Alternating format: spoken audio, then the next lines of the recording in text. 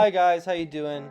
Today I'm going to show you how to make the Quarantini Panini with some delicious bread, salami, mozzarella, basil, and some other good seasonings, to make it nice and tasty. First, we're going to start with our nicely sliced bread.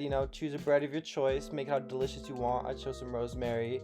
And you're going to want to add some balsamic vinegar for that nice flavor, and a little olive oil to touch it up. And add the olive oil and vinegar and all the ingredients based on how you like things to taste.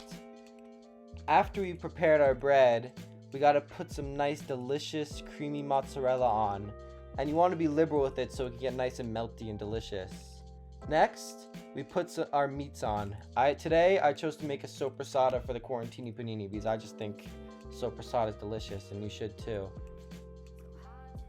After we add a bunch of soppressata, we add some basil to add some color and some delicious freshness to liven up your day and liven up your quarantine and make things a little exciting.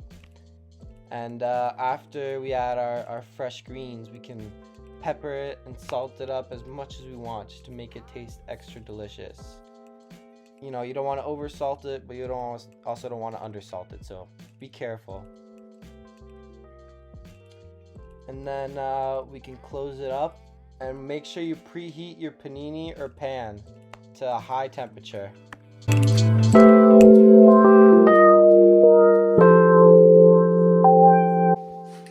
Next, once I have my fully made unpressed panini, I take it and put it onto my preheated panini press.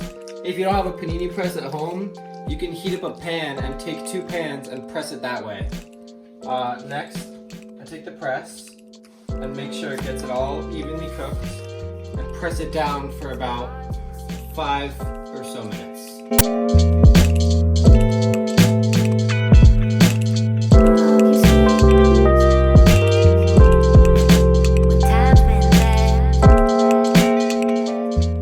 Now once our panini has been pressed and it's gotten nice and melty, we can take it out.